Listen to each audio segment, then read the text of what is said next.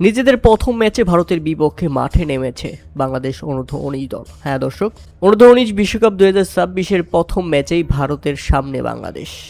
আর এদিন ব্যক্তিগত সমস্যা থাকার কারণে বাংলাদেশ অধিনায়ক আজিজুল হাকিম তামিম টস করতে যায়নি।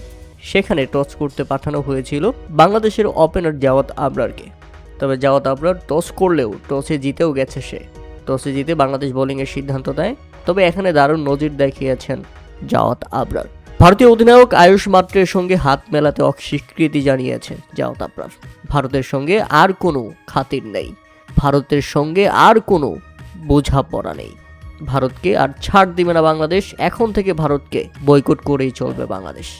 কারণ আমরা জানি মুস্তাফিজুর রহমানকে আইপিএল থেকে বাদ দেওয়ার পর ভারত বাংলাদেশের রাজনৈতিক সম্পর্ক রীতিমতো অবনতিতে চলে গেছে। টি-20 বিশ্বকাপ খেলতে ভারতে যাবে না বাংলাদেশ, এই অবস্থানে অনড় বাংলাদেশ। এমন উত্তাপের মাঝেই দুই দলের যুব ক্রিকেটাররা মুখোমুখি হয়েছে বুলাওয়েতে। এর আগে আমরা দেখেছি ক্রিকেটের 22 গজে পাকিস্তান ভারতের ক্রিকেটাররা হাত মেলায় না।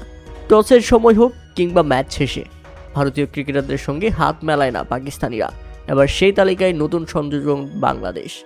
অনূর্ধ্ব-19 দলের অধিনায়ক আয়ুষ মাত্রের সঙ্গে হাত মেলায়নি বাংলাদেশের সহ অধিনায়ক জাওয়াত আবরার। তাদের ম্যাচ শুরুর আগেই বিতর্কে চরমে। প্রিয় দর্শক, এ ব্যাপারে আপনাদের মতামত অবশ্যই আমাদের কমেন্ট করে জানাবেন। জাওয়াত আবরার কি ঠিক কাজটা করেছেন?